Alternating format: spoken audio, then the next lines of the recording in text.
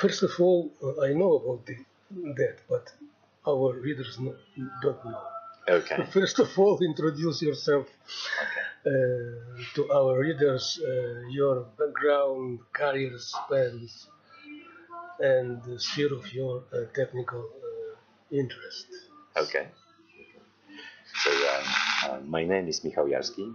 I'm currently with Wheel Systems as their vice president for Europe, Middle East, Africa, Asia. Well, as my friends are saying, it's a vast territory. Basically, Don't hurry.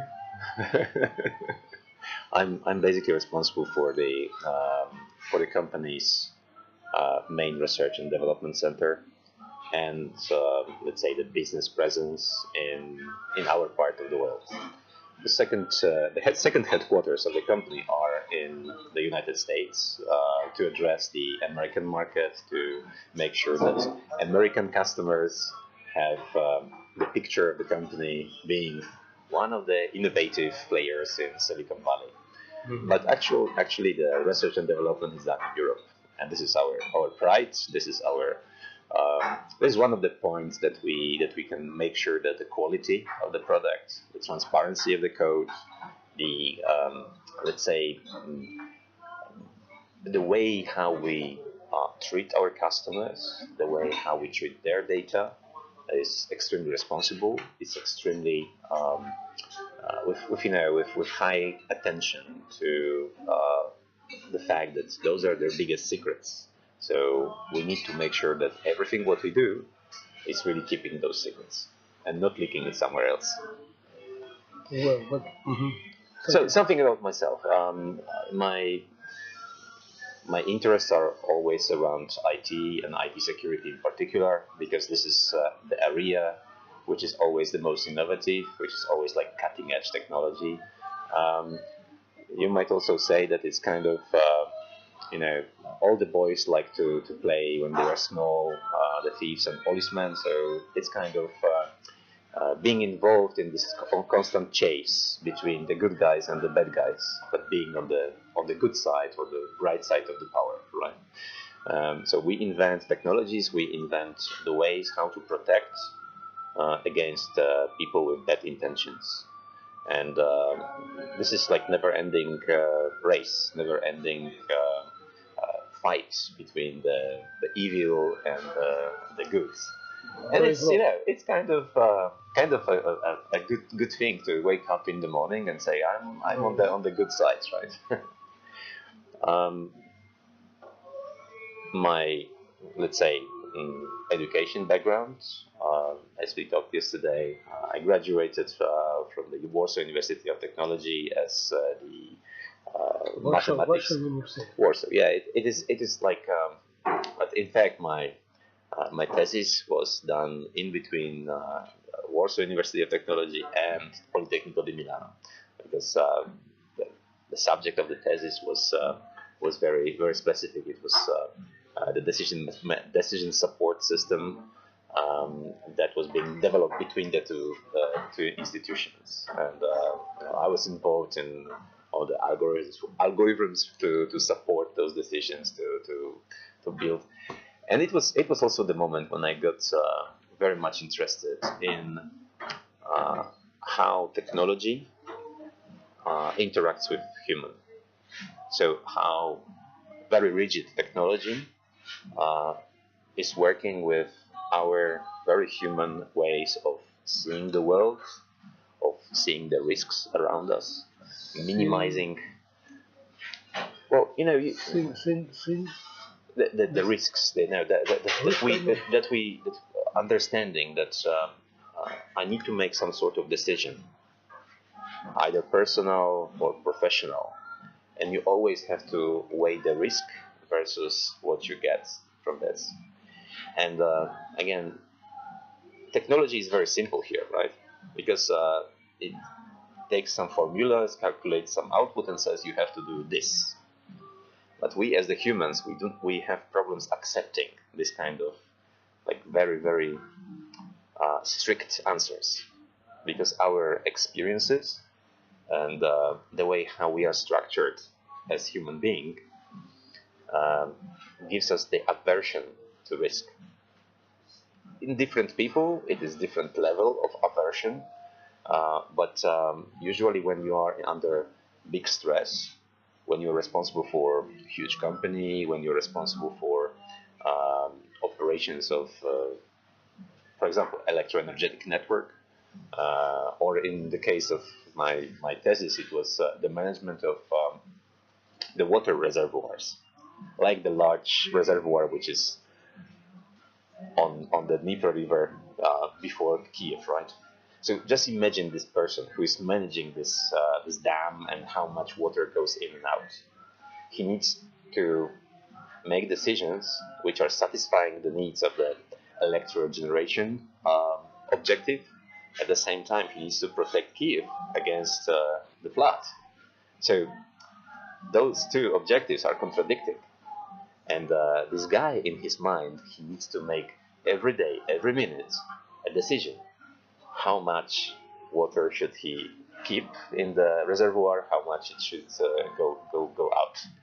And the decision support system, how they were understood in the past, they should give him the answer. So now open the valve at 70%. Mm-hmm. But his experience tells him, no, it's not good. It's too much. Usually with this rain and usually in this time of the year, it should be maximum 60%. Right? Because he knows from his experience that it will be too much, right? So in this thesis, it was more like the first concept of how this understanding of the world around us, understanding of those risks, how they can be mapped into a system which is based on rigid mathematics, very strict formulas, and then suggest something. In this particular case, it was working with interval values, minimum, maximum. So the system was, instead of suggesting 70%, saying you will be safe if you open the valves between 55 to 77%, leaving some space for the human to make the final decision where he is going to put this valve. System says, you are safe if you are in this interval, but based on your experience and your gut's feeling, you can make the final decision.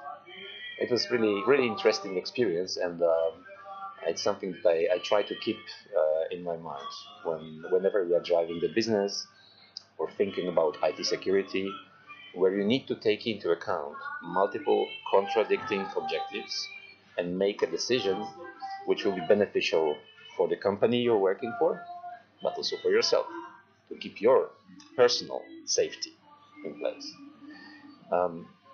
Usually all the engineers, they have to, and engineering in general, it is trying to find a balance, trying to find some suboptimal position between different parameters which are contradicting. Like one of my hobbies is yachting, right? If you design a boat, you have to make sure that it's fast. But if you make it fast, it is not stable. If you make it stable, it's not fast. So thinking how to manipulate those parameters, how to adjust, how to invent, those different ways. Middle. Yeah. Спасибо. Ничего. Maybe. So, the F1 races are a perfect example as well. The teams, they have to basically rebuild the car for every race. It's the same base car, but they have to tune the parameters for this particular racetrack. The number of straights, the number of curves, the maximum speed, the acceleration, it's there. But of course, mechanical engineering is wonderful. The decision support systems are wonderful, but as I mentioned, IT and IT security are always the most lively, bringing the biggest amount of new stuff, new ideas. We witness right now so big progress in artificial intelligence algorithms that it might even look scary. That suddenly the computers and the algorithms can suggest if this person is a good candidate for job, or if this person is maybe risky for the company. And for IT security, you know that in order to defend the company, in order to protect the information the company is processing, you need to do so many different things. You need to work on so many levels, both the technical, the procedural, the organizational, but also to, if you just think about the technology, the defenders, they need to close all the potential backdoors, all the potential vulnerabilities in the system. For the attacker, it's sufficient to find just one vulnerable point. So, assuming that you have, because look, if you just cut all the noise from the market, because all the vendors are saying, we have this brilliant new technology, which is a silver bullet that will solve all your problems. That's not true. But so if you cut the noise, from the news outlets that are freaking out, well, there is this new vulnerability. Eventually, when you look at the statistics, when you look at the facts, what really happened, not just the potential new vulnerability, the potential new problem, but look at what happened recently at Equifax, which is a scoring company, at Deloitte, who is advising the companies how to be secure as well, at all the big companies that were subject to huge data leaks, like Uber recently, right? Well, a year ago, and tried to cover the whole leak. Eventually, it's the human which is always the weakest point, and it's not to say that humans are weak and we are doomed. It's just to pay the right attention to the human being inside a technology space. The average users, they are overwhelmed by technology. They, on one hand, they see so many new tools they have to learn, they have to use. On the other hand, they are expected to work faster and faster and faster, because this artificial intelligence will be faster than them always. So the point is that they are under huge pressure, and they give up. They say that, well, the technology is there, so it should be protecting me and the company. So I click on this link because I trust that the chief security officer has done his job well, and that I'm safe here. And it's not true, because even if the CSO has done the job right, he protected only against the known threats, and the unknown ones are always there. There will be always new ways of attacking the system, always the new ways of leaking the information. That's one level. Another level is the person who has intention to do something harmful. And usually those are insiders, not the people from outside of the company.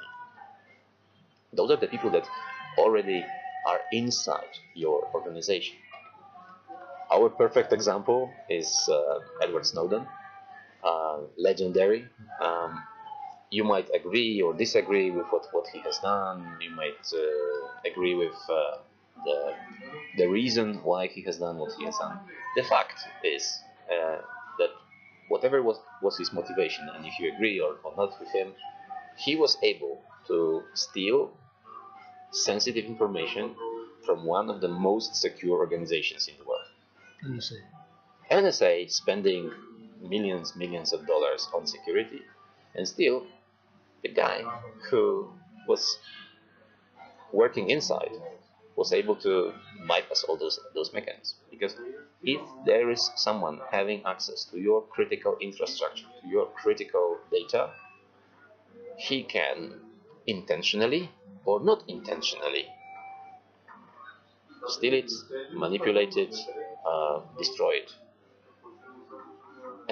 no, it's not always intentional job. There's this report of from IBM experts for this year, and they say that only 5% of those insider um, data leaks are intentional. The rest is not intentional. Someone got manipulated into doing something. Someone made an error. Someone made a mistake in their job. So, bottom line, because I'm talking too much, bottom line is we have to help the user, especially the privileged user, the one who is already inside, to help him to stay secure, and to help eventually to help organization to be secure and protect their information. That's the objective. Um, far, far away from, let's say, punishment. It's not to punish people. It's to prevent bad things from happening. It's to prevent um, all those mistakes that might happen because we are working under high pressure, because we are working after hours, because we are working 25 hours per day, and so on. I beg your pardon. Are there any other offices in other countries in Europe? No, right now, Wheel Systems is a small company.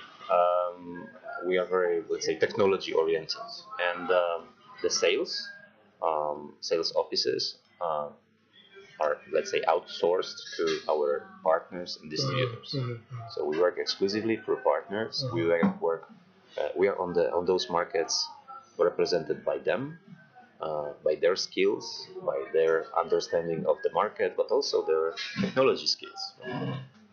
Well, maybe it is not true, but it seems that the name of Wheel Systems is not known enough in Ukraine. Yeah. So meet you shortly your company. Okay. So we started working on the Ukrainian market just a couple of months ago, together with a couple of months ago. Yeah. So I'm really glad that we can come here and we can talk with the partners and with the customers, presenting the company. The company was founded back in 2005 by two technology enthusiasts with the idea to make those complex problems in modern IT organizations simple, efficient, and easy. We started with the product called CERP from Cerberus, so the guardian of the Hades. And it was the initial idea was to simplify the multi-factor authentication. At the time, the king of this area was RSA, and if you recall how they were working, there was the RSA token that you could buy, paying a lot of money for a token, hardware element, which lasted just 2 years. So after 2 years, you had to throw it away and buy a new one. For the large organizations, it was huge cost and huge operational problem how to rotate these things, how to make sure that everyone has got the current version. They could expire at different times during the year, a headache. For small organizations, it was too expensive. Basically, they had to jump over huge hedge of investment. But both medium, small, and large organizations, they need to have multi-factor authentication when someone is trying to access the system. So how to do it? The two founders, they said, if you go back in time, in 2005, we already had with us a telephone, a mobile phone, maybe not that smart as they are today, but something that we were carrying always with us. And they said, okay, so if you have a device, a hardware device, which is always on, why not move that the token back into the data center and just send the one-time password over SMS to your mobile phone. From security perspective, it's the same. It's exactly the same. It's just easier, faster to deploy, and cheaper. So we managed to quickly grab the market, and for CERP we have almost 1,000 customers worldwide using the CERP authentication right now, not just with SMS passwords, but also integrating the other tokens that are available on the market into one platform for multi-factor authentication. Examples could be YubiKey or HIT Global or Nagra ID. Any token which is supporting the OATH standard is easily integratable. What is standard? OATH. OATH? Open Authentication Standard. It's kind of well-defined interface between the hardware tokens and the backend system, which is performing the same calculations from a cryptographic perspective to come to the same conclusion and verify the password match. So this was the first idea, and then because we are always working very, very closely with our customers, and we listen to their needs and listen to what they are saying, what's the current challenge. They told us, okay, so now we are able to identify the user and make sure that only the right person has got the keys to the system. But for those like super users, the privileged users, we don't know what they are actually doing in the system.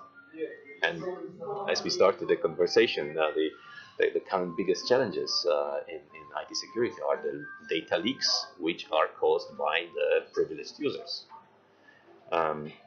So the customers asked, maybe you can not only control who is accessing the system, but also what they are doing there. And then we managed to come up with a new product with Fudo, which was able to intercept those connections to the system, to make those sessions transparent to security officers, recording them for further analysis, for indexing, for all the statistics around how people work, how people behave in the system. And we are moving it and developing now. Right now, this is our most important product in the portfolio. It's over 85% of our business. How much? 85, over 85. 85? Yeah, 85%. Of your business? Yeah. This is Fudo. This is Fudo, yeah.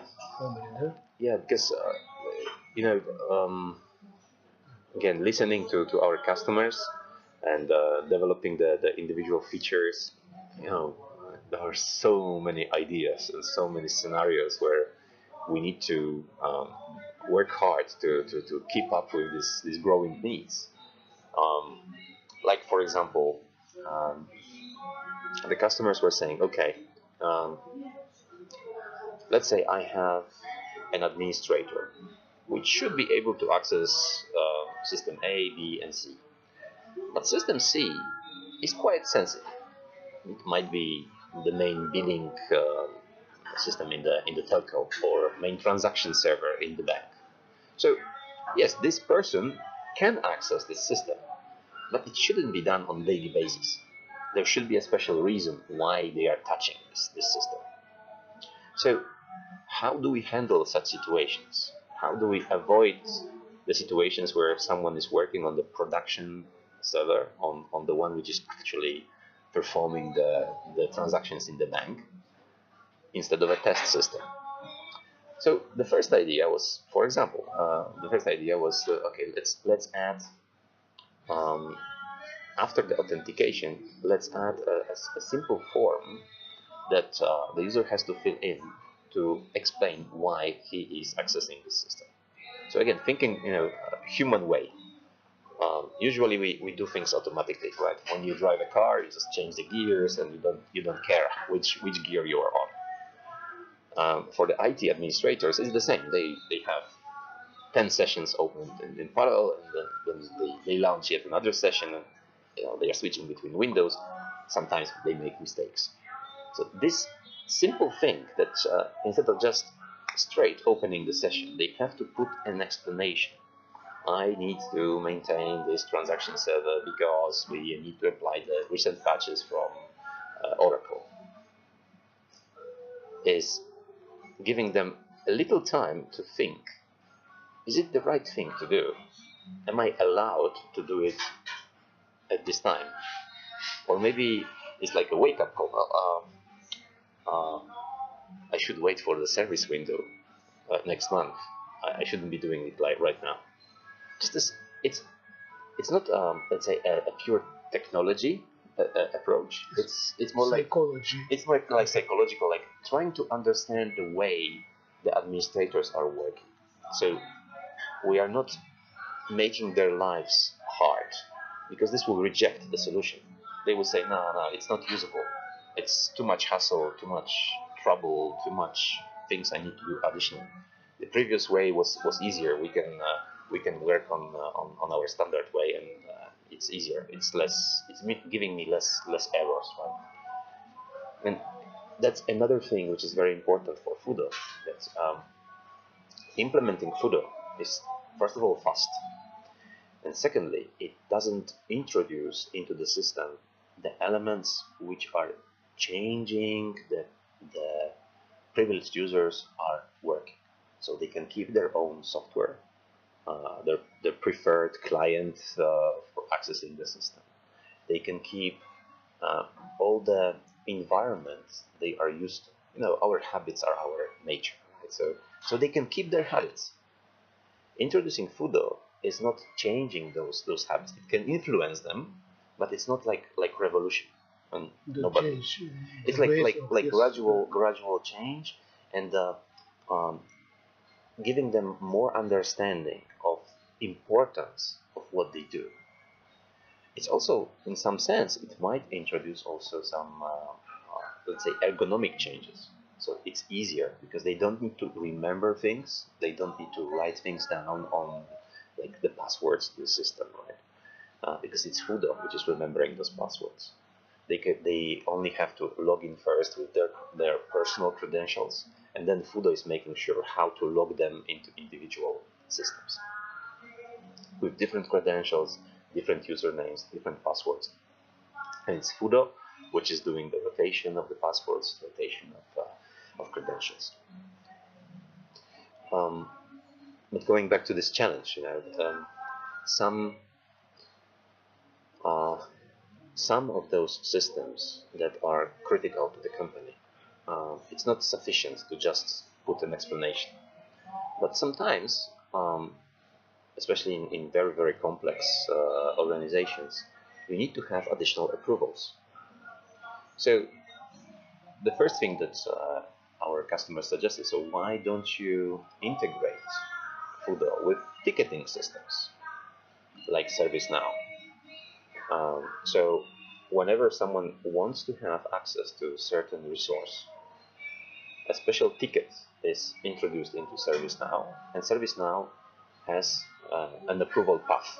So in order for Mr. XYZ to access system ABC, there should be approval from this person, and this person, and in this sequence. Or maybe they need to have approval of 3 people out of pool of 5. That's typical problem with like launching sequence for the ballistic rockets, right?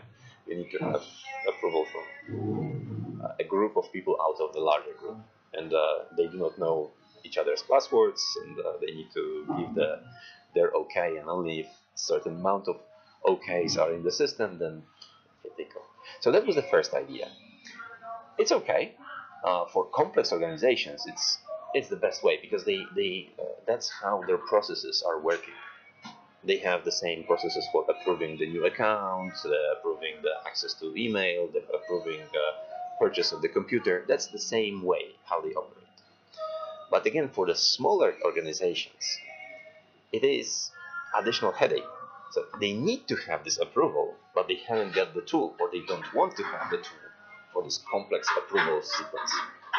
So recently, what we introduced is a very simple and again very ergonomic way of approving such special sessions. So you're opening the session, you're starting your session with the server, and the session is you authenticate yourself, and the session is paused until approval is coming from the supervisor. And the supervisor doesn't need to open the console, start the whole system, and then press some OK buttons. He receives a notification on his mobile phone that Mr. XYZ wants to access ABC. Do you agree? Yes. No. Very simple thing and extremely efficient.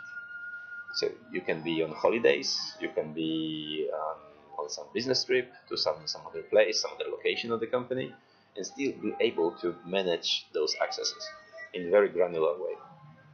So I'm telling this story because this is like an example how we try to approach those challenges and what ideas there might be about. But one question: when for example, when I open the super user session, information from of this in how way connect to supervisor. So through phone or through display? The operator, the user, is starting the session. Yeah. Starting the session. He authenticates himself. Yeah. And that's the authentication phase, right? Then authorization phase kicks in, because this is the fundamental design of Fudo, to separate those two elements. So they are not clustered together. So because usually this is the biggest issue. Authentication is so much attached to authorization that you cannot tear them apart. We are separating those two phases. So you first authenticate yourself. You are Michał Jarski. Who are you? Who are you?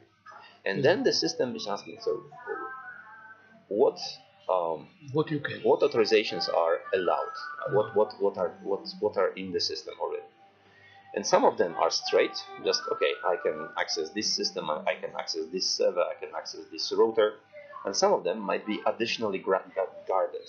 So you can access this transaction server, but when you try to do it, before the access is granted, your supervisor is notified that Michał Jarski wants to access the transaction server. In which way supervisor will know about? His mobile phone. His mobile phone is connected to Fudo through the special application. That's my question. Yeah, and he gets this push notification, so he doesn't need to open and then watch the phone. There is just small bars, and on the home screen he's got the notification. Do you want to approve this session? Yes. No. Is there any agent? Yeah, application. Yeah, application. Special application, which is in fact this is sorry for the distraction. This is also the way how we use CERF for building the mobile banking applications. Many of the online banks, they need to have not only the mobile application for you to access this, but a way to authorize transactions on your account. And usually they are done either through SMS passwords or some other way, like additional token, additional application that you have on your phone.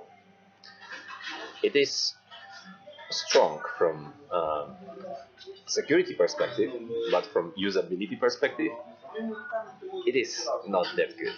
Because okay, you're typing in the information. I want to transfer this amount of money to my friends. Proceed.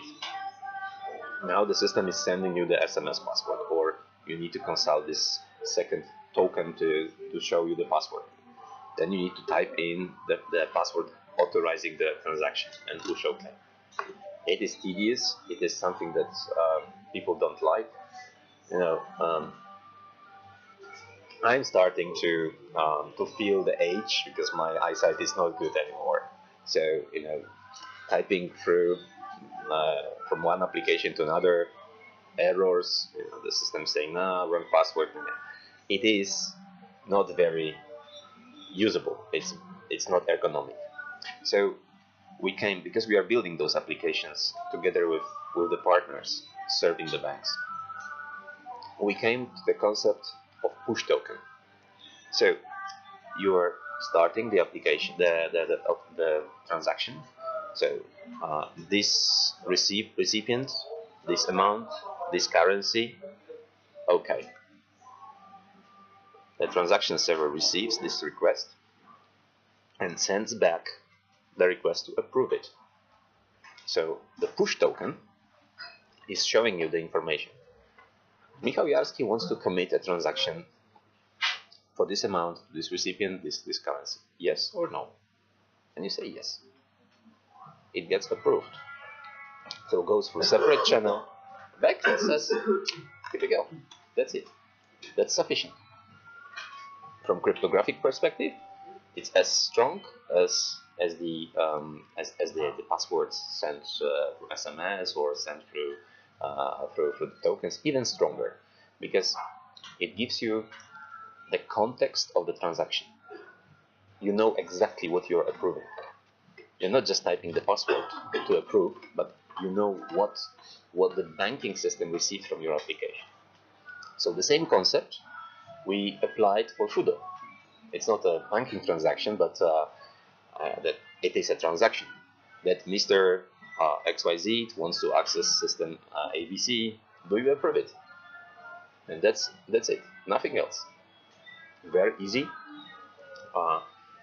Doesn't require direct access to the system console. That's your mobile phone. Support for specific protocols, for example. We started with the most popular protocols like SSH or RDP, but it appeared that some customers are using some specific protocols, like the energy companies. They are using Modbus.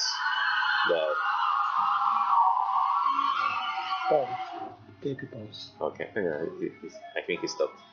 So they use specific industry control systems protocols, or OT protocols. Modbus is one of them. And one small name of protocols. Modbus. Modbus. Yes. So SCADA ICS protocols, right? Modbus. Bus. So all the SCADA systems, ICS systems, industry control systems, OT, so operational technology systems.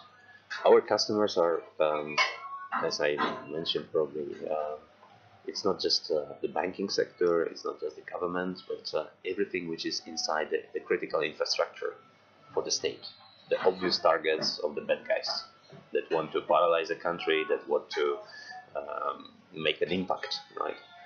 And this includes mostly energy companies. You know perfectly what is happening in Ukrainian power grids, and the examples that everyone are using. That, well, it is possible to switch off entire part of the power grid in a country, or to paralyze the energy generation, to switch off the power plant.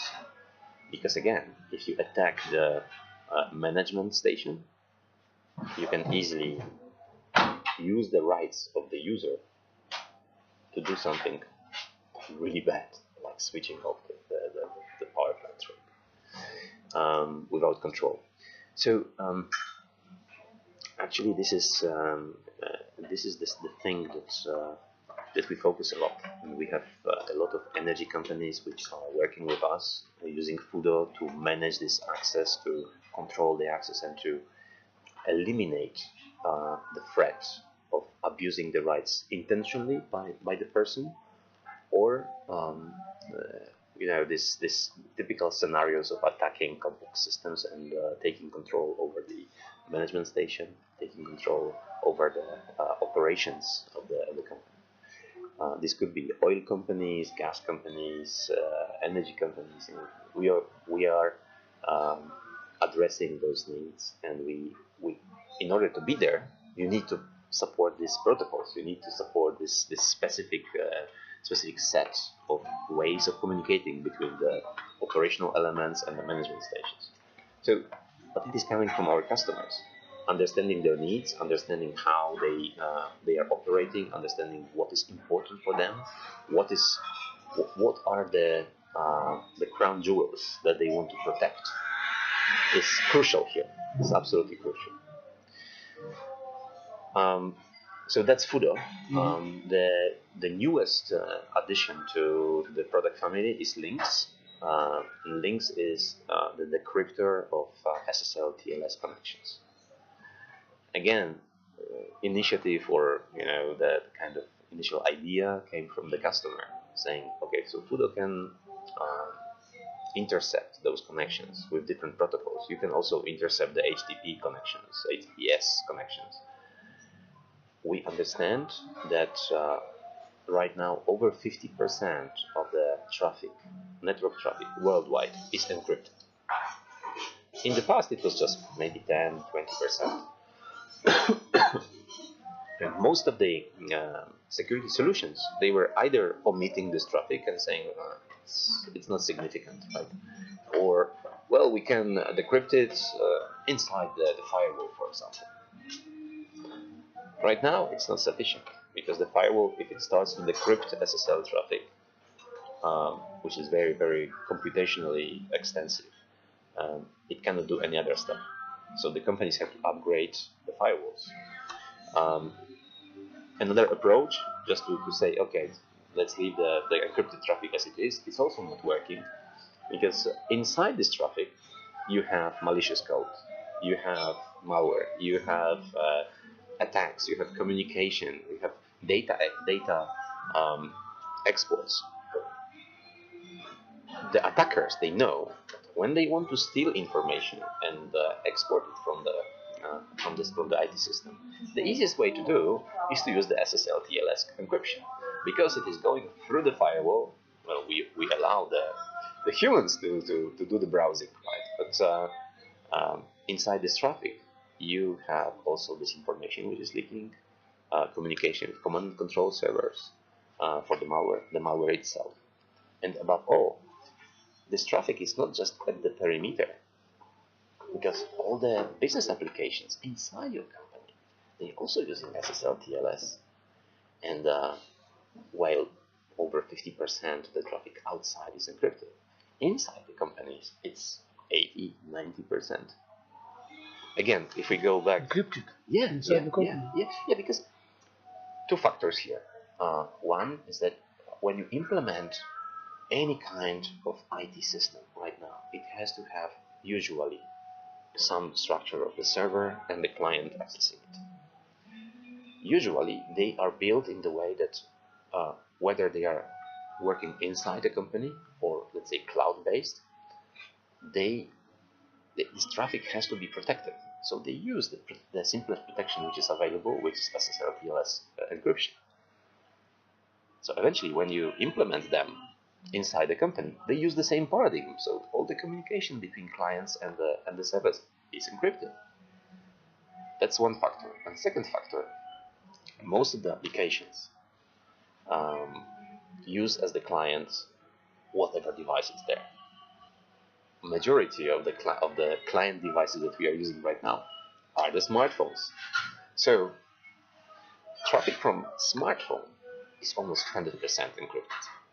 The reason for that is how many percent? Almost 100. Almost 100. The only unencrypted traffic that goes from this device is when you intentionally access a website which is not encrypted. Only then. The reason for that, I shouldn't look at the glance, right? Continue. So the reason for that is that the vendors of the smartphones, the vendors of the operating systems for the smartphones, they are promoting the encryption of the traffic which goes from the application to the to the world.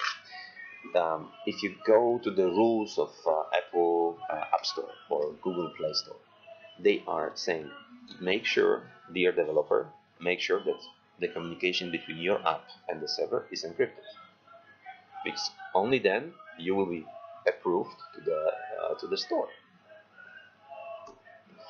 So eventually, only if the user wants to access unencrypted website, only then the traffic is not encrypted. Otherwise, all the applications, all the Google Maps, or the email applications, they use encrypted traffic. So that's the second factor, which is pumping up the amount of this encrypted traffic worldwide. And internally, with implementing off-the-shelf solutions, which are from all over the world, on the server side and from the client side, decides that inside the organization you have this 80-90% of the traffic encrypted. Now, you have this huge amount of SSL TLS traffic. Your security solutions, whatever solutions you have, are usually focused on the perimeter.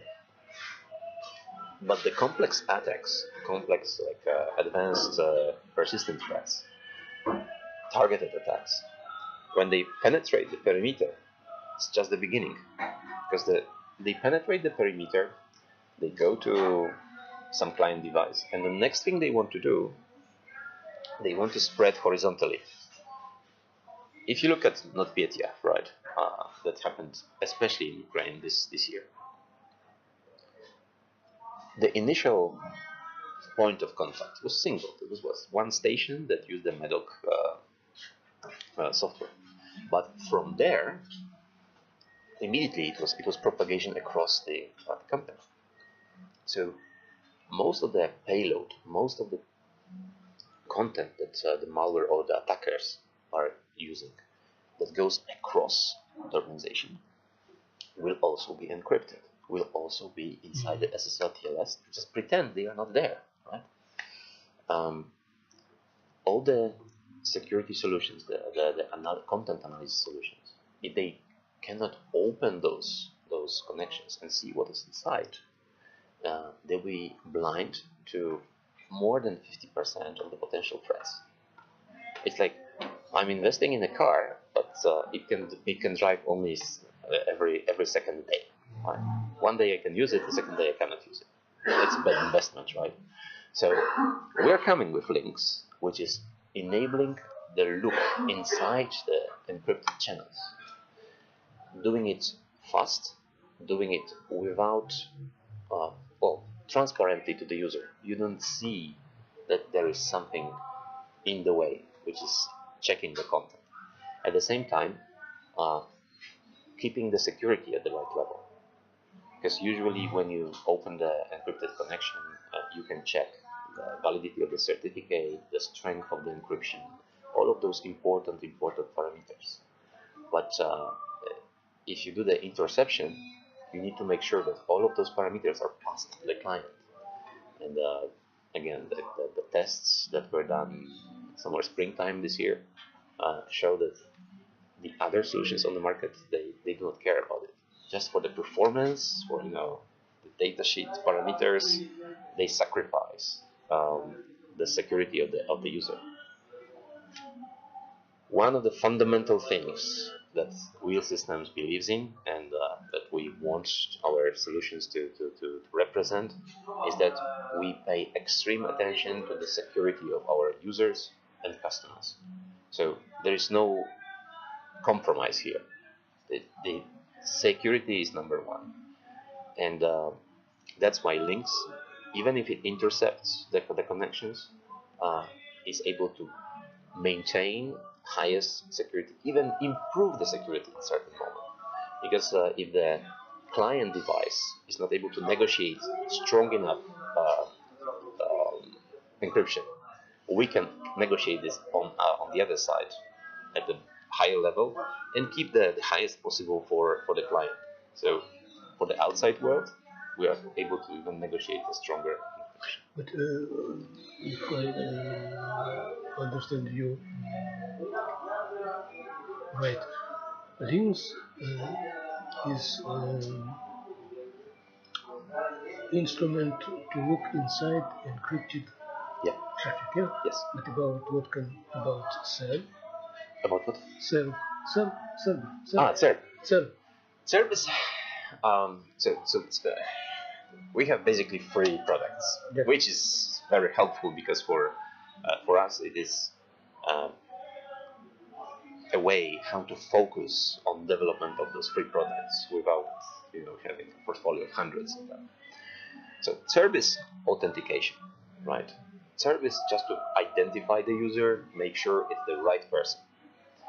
FUDO is to make sure what is happening during the sessions this user has got, like on the user behavior, on the user actions.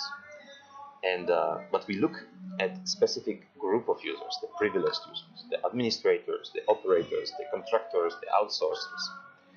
And links is to look at specific activity of the users when they communicate with the outside world, or they communicate internally, but to open those connections and enable analysis by third parties.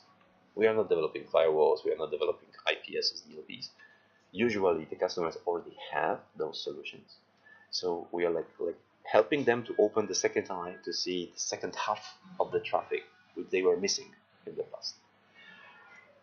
Keeping their investment, keeping what they already invested in security, and whatever technology they decided to buy, they can keep it. We are totally agnostic here, and we basically enable them to see the other half, which was closed for the analysis. I think that on the market there are similar products. Sure, of course. So, but what are benefits of your products for customers? Yeah.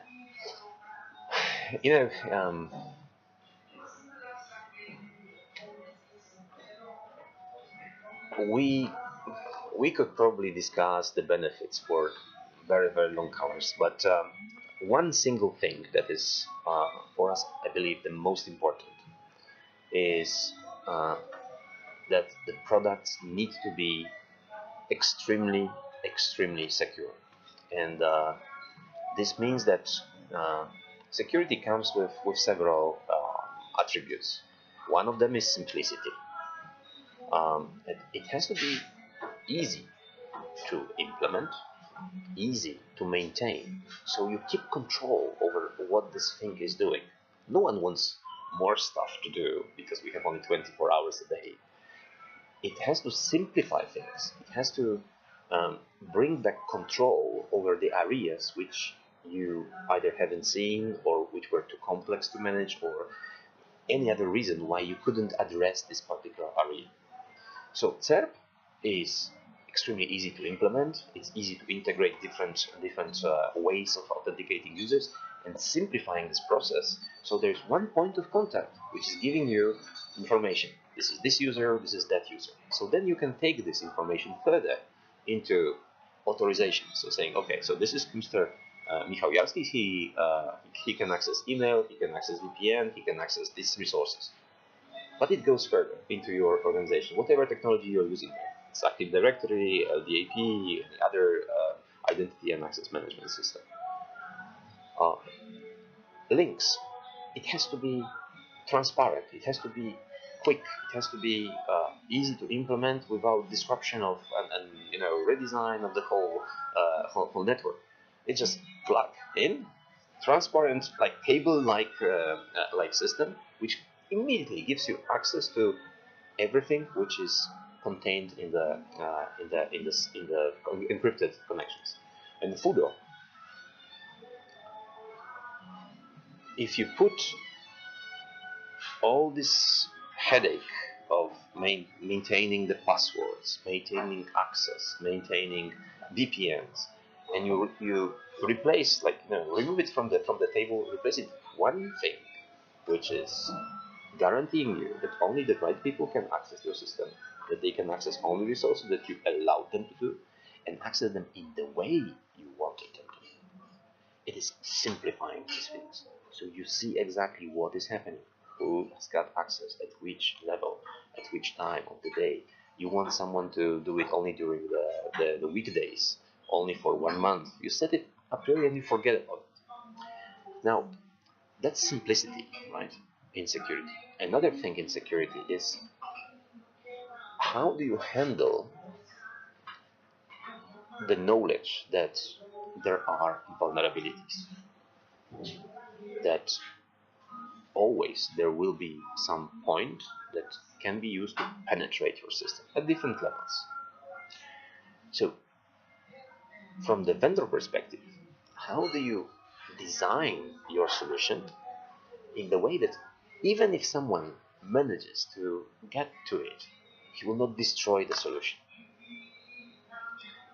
And if you think about this philosophy of building the system in a very systematic way, it's like building a house. Right? You need to lay the foundation. It must be a strong foundation. Only then, when you start the walls, it will not collapse. Or like in this famous fairy tale from our childhood, that the big bad wolf will not and blow the house.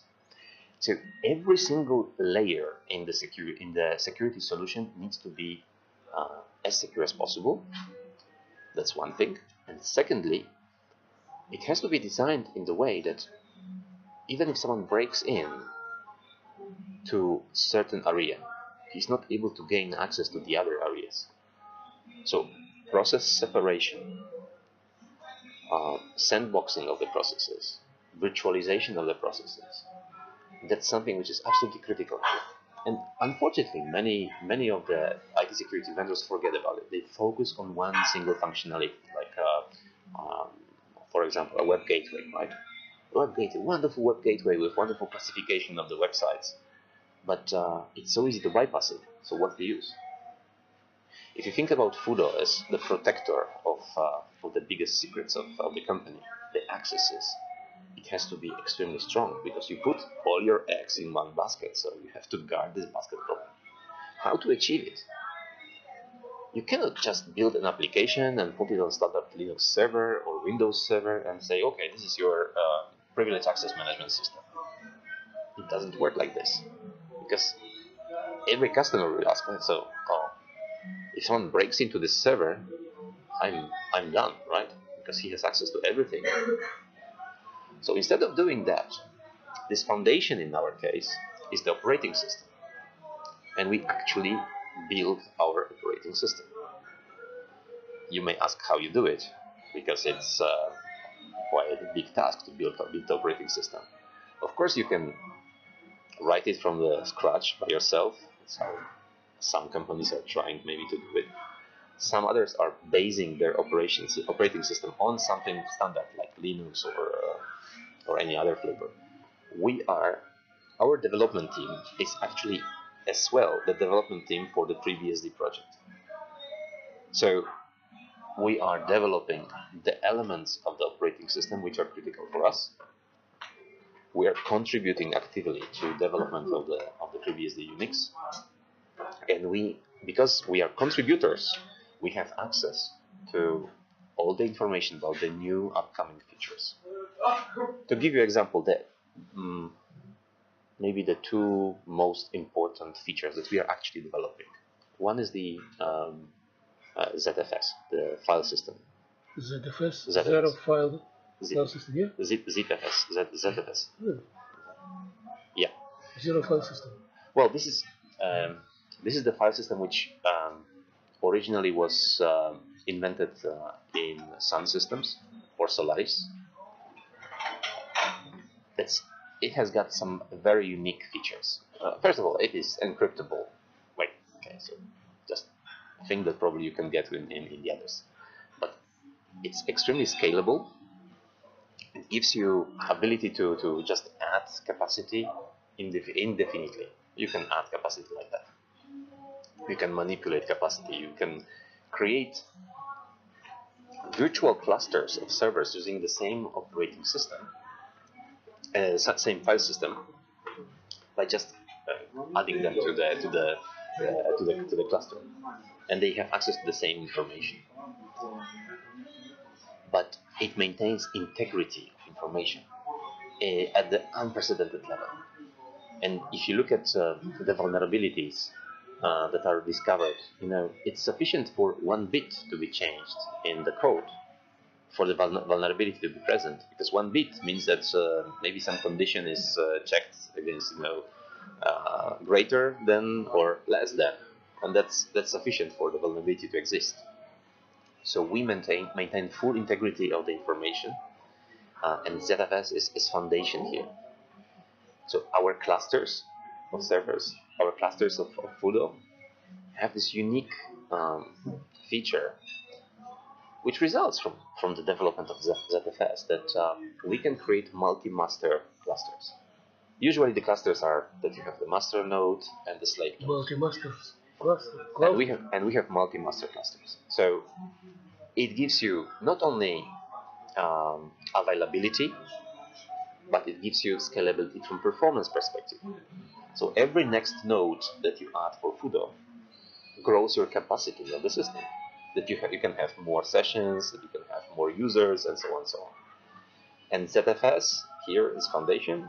Our clusters can be geographically dispersed. You can have one in Kiev, one in Kharkiv. Yeah. We can have one in Kiev, one in Warsaw, one in Kharkiv, whatever. You decide. The geography here doesn't matter, because we can synchronize and we can form this cluster as you want. And actually our customers are already using and appreciating this ability to have multiple data centers with multiple Fudo instances. That's one. Second is technology called capsicum, and this is exactly the capsicum. Capsicum. It's like the pepper, hot pepper, capsicum. Capsicum, yeah. So capsicum is the process separation and implementing the least privilege paradigm inside the operating system. So that's the technology which prevents penetration of the system if you break into one point. This year there were so many vulnerabilities inside the base operating system. So all of our competitors, they had to, in a big panic, update the operating systems, find out if the patches are available. We are sleeping very, very easy because we control the operating system. And we are able to prove that even if there is one vulnerability, it's not critical for our customers. It's very, very important. So the main differentiator, I would say, it's the design of the system in the way that it's extremely secure, from easiness of implementation to persistence and resistance to the attacks on the actual security solution. It results from the methodologies of designing the system, like zero knowledge, for example, zero trust, that we keep our customers. They do not need to trust us. They can check. They don't need to listen to our presentation and say, "Oh, that's a good vendor. I will invest." They can check, and we give them the tools that will allow them to check the integrity of the code, that the code is actually coming from the right source, that the code is behaving in the way they expect, that the code is not leaking their information to some other places. And again, I will not name the vendors, but there are many, many vendors which have problems in leaking the information of the customers to some third parties, usually some state agencies. If you want to guard your system, if you want to protect the information with some security solution, this security solution should not leak your information, should not have backdoors which were designed by some security agencies, special services of this country or that country, doesn't matter. You want to protect your organization, you want to protect your bank, you want to protect your telco, and you don't care who is your political adversary. The system should protect against everyone. That's it. Well, what size of businesses are the solutions focused on? Okay. That's actually. Do you do you understand my English? Yeah, I understand. I understand what you mean. Who are the customers? Who are the recipients? Yeah. Whom we want to address with our solution? Yeah. You know, when you look at this curve. Business of what scale? Yeah. If you look at the curve of the adoption of a certain technology or certain solution, there are always these early adopters, and those early adopters are usually companies large enough to invest money, and they are not afraid of spending long time debugging the system, long time implementing the system. The areas that we are present in, especially the PAM, the customers were used to statements from the vendor. So not only it will cost money, but it will last for a long time to implement. It will be like half a year of implementation. It's not just the financial power of the customer, the amounts on their bank accounts that allow them to implement such solutions. They need to be used to long and revolutionary changes in their environments. Half a year of implementation, who can afford it? So, again, looking at how we design our products, we want them to be scalable, so the largest companies worldwide can use them. And small company too. But at the same time, also the small companies. Of course, there is a certain level that we cannot cross. If it's really like a small company which hasn't got a designated security officer, it might be a problem, right? But with our solutions, we are able to address, and it was always like this. It was like from their perspective, who could afford the RSA at this time? And we made the concept affordable for even small, medium enterprises. Also for the PAM, we made it affordable from time perspective and investment perspective to even small, medium enterprises. In our part of Europe, pricing is very expensive, important, because we are not as rich as the large companies on the West, or the very, very rich companies in the Gulf region. So we have to position our solutions in the way that are both financially available and, above all, to be easy to implement. So we don't spend the whole affordable and easy to implement. Yeah. And that's I have several anecdotes about this, but just not to again spend too much time on that. One of our recent customers, he was told by our competitor when planning the implementation, probably we think it will be maybe 5 to 7 months of implementation. The project managers on the customer side, they knew that if the vendor is saying 5 to 7 months, it will be 1 year, right? Because there will always be some delays, always be some.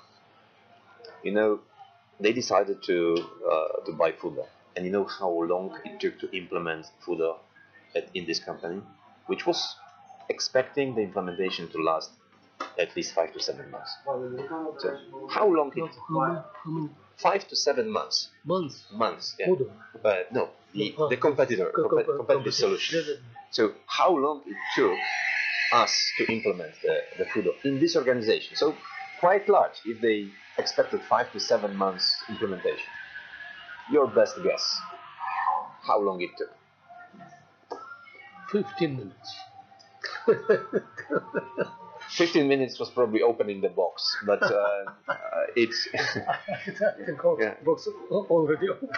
yeah. So it took one day. It was 1 day implementation. One day. 1 day. It's really good. It was 1 day, and everybody was surprised. They were so much surprised that even we were not asking them to, tell the world that they are implementing Fudo, because it's something that some companies want to keep secret, right? But they posted messages on LinkedIn that they are so happy that it took 1 day, and they immediately have the value of managing and having the visibility of those privileged sessions in such a short time. So going back to your question, we are able to serve the customers anywhere from small, medium enterprises to large enterprises, large organizations. Maybe are there any realized projects in Ukraine? Yes. Can you yes, we do talk have. about example? Yeah, we do have an implementation at Credo Bank, and that's This is our Polish bank.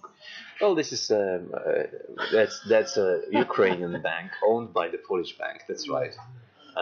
This helped a little. But it's still an Ukrainian organization, so they make their own decisions as of selection of the technologies. But this is the first organization which is using our solution in Ukraine. Credo Bank. Any That's else? that's the first one, and I hope to be able to announce some projects soon. I see. We have several projects that we are working on right now.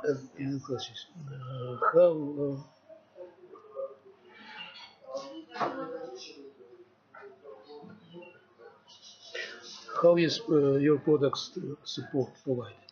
Well, that's it's again very easy thing. We have our central technical support center in Warsaw, but the first line of support is always provided by the partners, because the partners are working with the customers. They have the contracts for implementing the products, but they also to maintain them. So the partners are the first line of support. Here in Ukraine, we have additional layer, which is distributor, Oberik IT. So with Oberik, you have like secondary support. So there's one partner, then Oberik, then us. Right? And everybody is working together to make sure that any potential challenge on the customer side is resolved as quickly as possible. When you have let's say hardware and software solutions, there's also logistics involved in how the hardware can be delivered. Fortunately, all of our solutions can be let's say in the form of virtual appliance, and since modern data centers are built usually based on some virtualization technology, it's one of the easy ways of solving the hardware problem. And also adjusting to like overall architecture of the system, that there is one common management of the data center. So support, and it's extremely important here. It's also the interface for the customer, so they do not need to call someone in a foreign country and ask for assistance.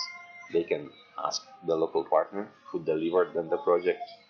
They can talk in Ukrainian to this partner. There is no place for misunderstanding. The partner can, with the right training level, with the right knowledge on the product, can isolate the problem. So we are not spending also time and resources in our central technical support center to do simple things. So the partner is able to isolate the problem, push it to us, we are solving the issue. But again, the point here is that we want to make the systems maximally reliable. So those support problems are not very frequent, I would say. So when someone is betting on our solutions, they have to make sure that they have to be sure that that we are doing our best to maintain the continuity and maintain the productivity of such investment.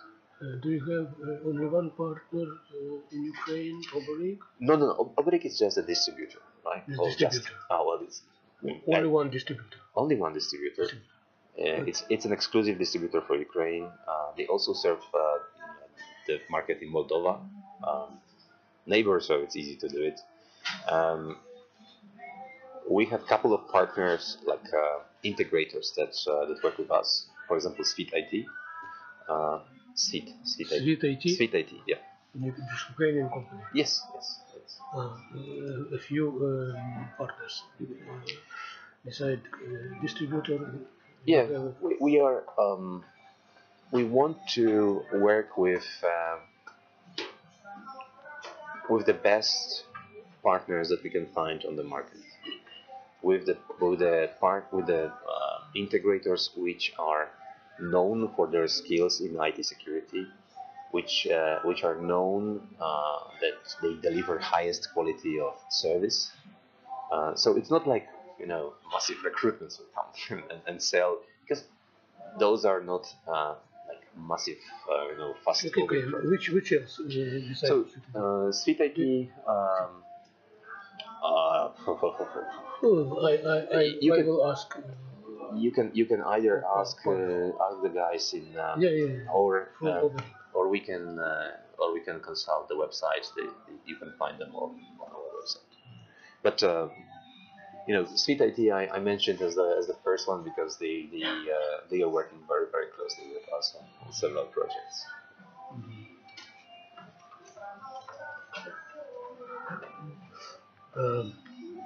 Such maybe not very good question. What are your plans regarding new products? New products. Well, or development of functionalities of your present program.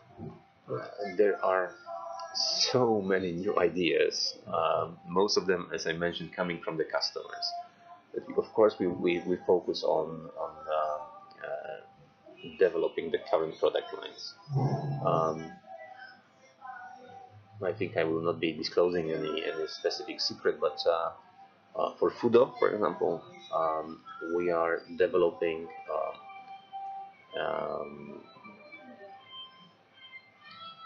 a way of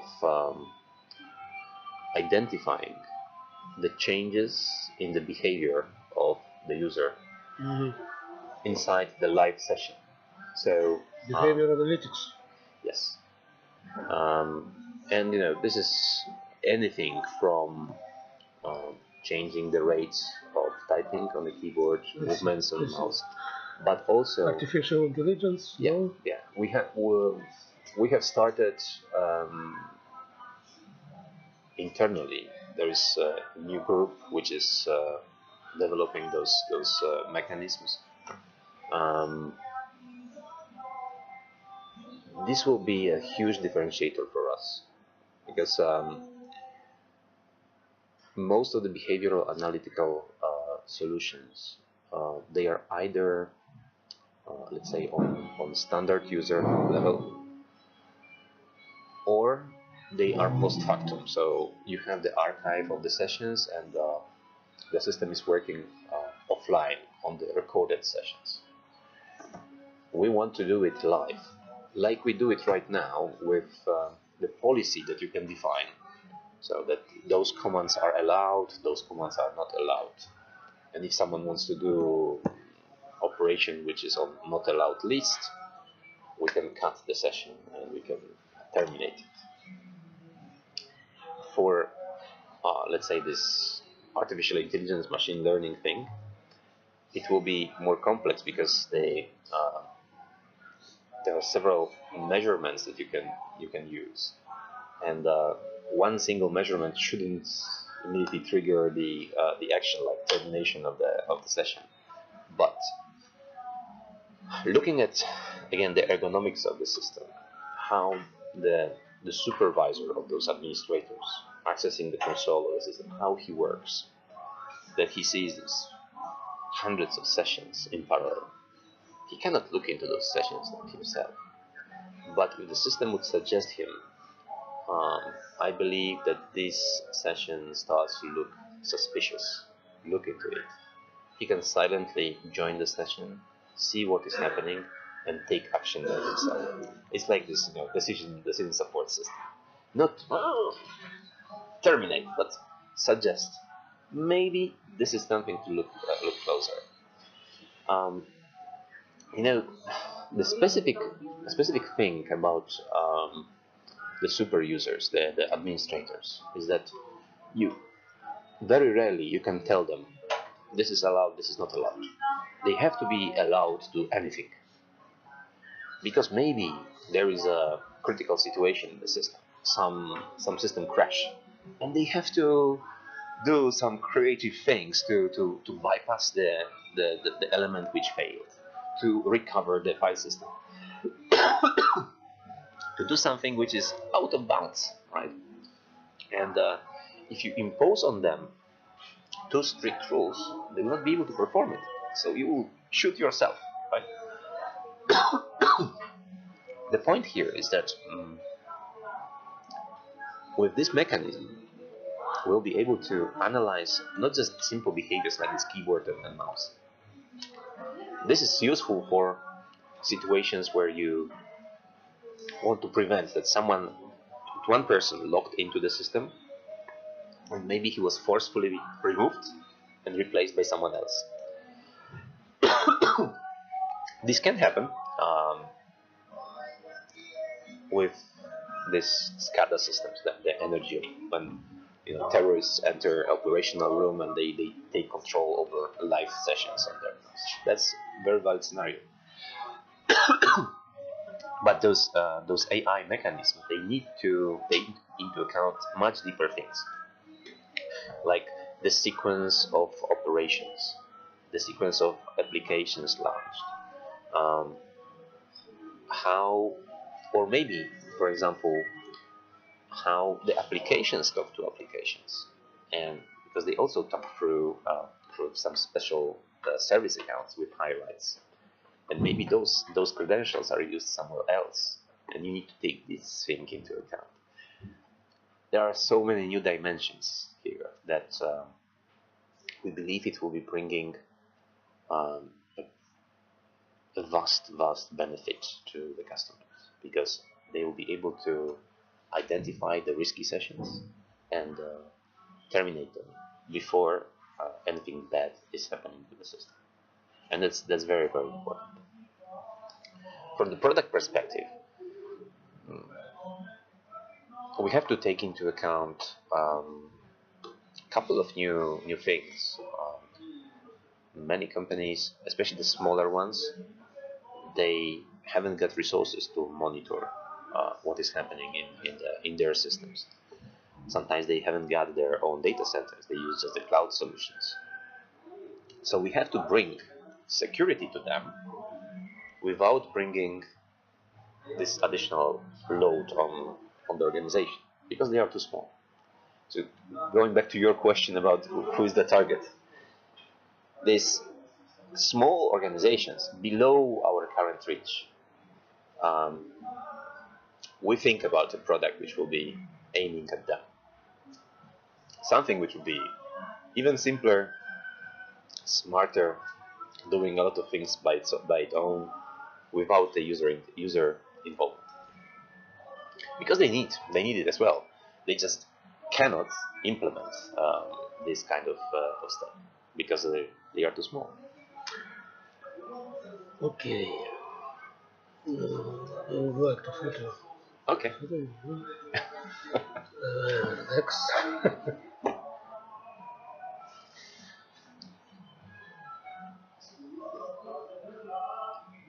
No. Not there. Straight here. Okay. Not where I stayed, but. Okay, I see. Okay.